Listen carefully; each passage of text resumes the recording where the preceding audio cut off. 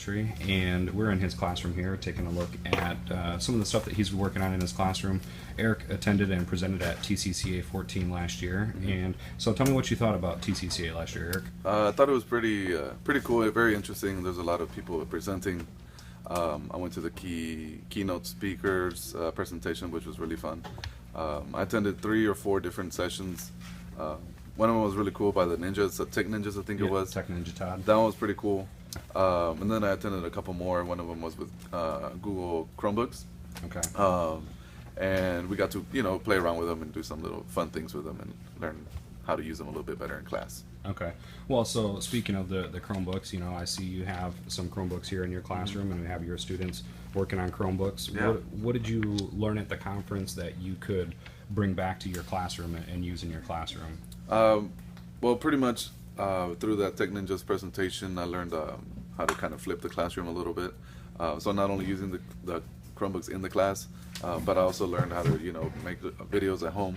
So then the kids can come back and watch them here or anywhere they are, pretty much when they have their, their technology with them. Okay. Also, that one session from a teacher from Fort Bend, I forget her name, but she's the one that had the Google Chromebook training session, and we just got on there and did different little things of how kids can share and what they can do online through Google Labs. Okay.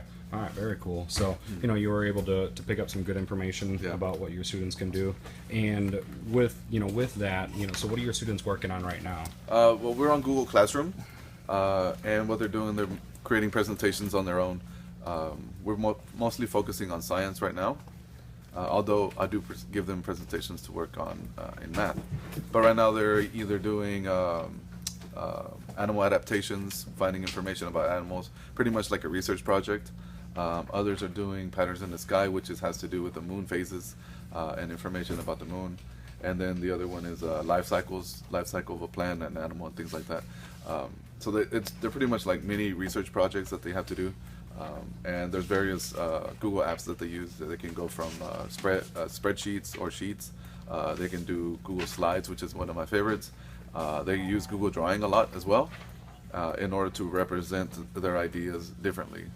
So some of us are used to giving them, manila paper and having them draw it with crayons and things like that. But this is a different way for them to actually find pictures online so they can help them understand and get a little bit of background information.